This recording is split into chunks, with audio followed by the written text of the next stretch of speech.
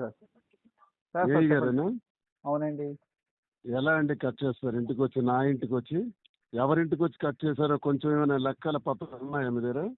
Madam గారికి 4, 5 సార్లు చెప్పాను సార్ నా నేను మామూలుగా. ఇంటికి వచ్చి ఒక ఎమ్మెల్సీ ఇంటికి వచ్చి నువ్వు కట్ చేసావంటే నీకు ఎంత ధైర్యం అబ్బా?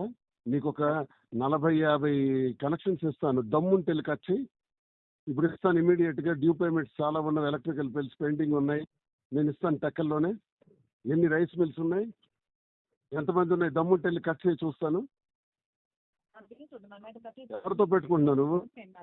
కట్టిన బిల్లు ఎలా కట్ చేస్తావు నాకు చెప్పు.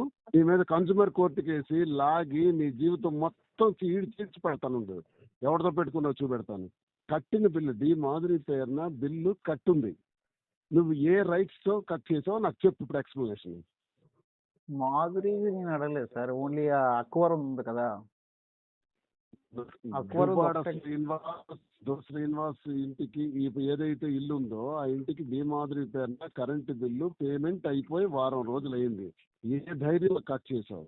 నీ కోర్టుకు లాగుతాను, నీ ఉద్యోగానికి నరకం చూపెడతాను. నీవేదో తెలుగుదేశం వాడు అయి ఉండొచ్చి ఇక్కడ నా మీద, నా ఇంటి మీదకి వచ్చావు. ఎంత ధైర్యం నీకు? ఎంత ధైర్యమే నీకు? ఇప్పుడు దాంట్లో ఇక్కడ నుంచి పార్టీ చేస్తాను చూడు. టెక్కల నుంచి, టెక్కల్లో ఉద్యోగం నువ్వు ఎలా చేస్తావు నీకు చూస్తాను, నీకు చెప్తాను అయ్యాల.